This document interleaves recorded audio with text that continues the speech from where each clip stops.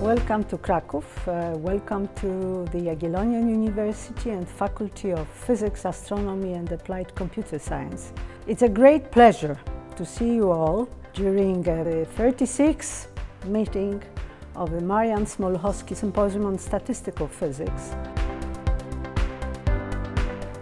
The symposium is dedicated to all aspects of statistical physics, stochastic processes, also soft matter, active matter, Brownian motion, deep learning and machine learning, which are also the subjects we are dealing with nowadays. We like that symposium for many reasons. First of all, I should mention that it has been created about 40 years ago by one of our colleagues and mentors, Professor Andrzej Fuliński, the professor of theoretical physics at our university.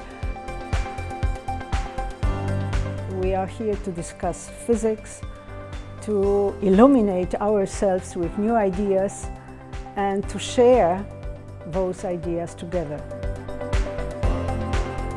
If you would take a very small volume here in the room and you could count the number of particles, of molecules being in there at that time, then you would see that this number would fluctuate as time passes on.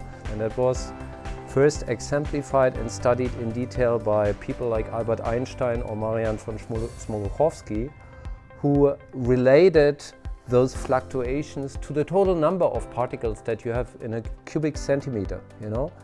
So proving that what the size of this fluctuation is, helped them to prove that a gas is not a continuous soup of matter, but consists of a discrete number of particles.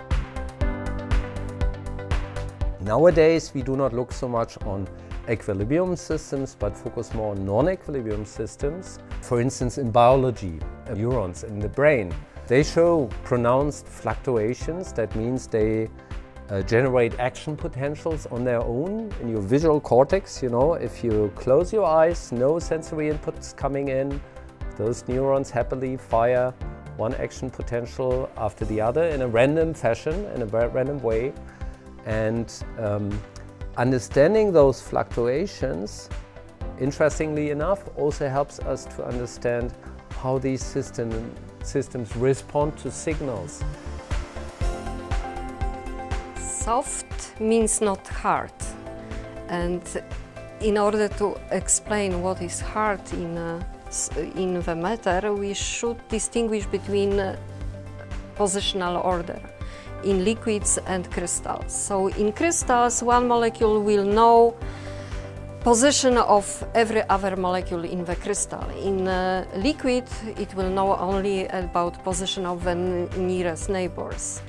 In soft matter, the order is intermediate, so we know that at least orientation of molecules, or we will know to some extent, larger extent, where is the position of the other molecules. So for me, soft matter is mainly liquid crystals, because this is the field I work on.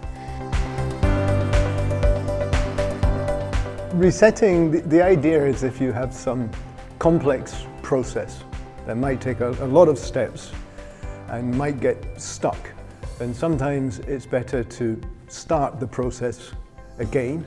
And that will actually, by starting again, will speed things up. So the example I'd like to give is the example of looking for one's keys. So in my house, there's a place the keys should be, and it's by the bread bin. And so sometimes when I go there in the morning to find the keys and get to work, of course, the keys are not there. So then I start to look for the keys, and I look in the kitchen, on the kitchen table, and then I go further afield into my front room, and at some point a good idea is to go back to where the keys should be and start again, so reset. And it turns out that yes, you can prove that this is a good strategy, and it's quite generally applicable. So I hope you'll be having a very good time in Kraków, in our university, the time when we'll be illuminating discussions among us, and we'll share our interest in physics, also with our younger colleagues who are here for the first time.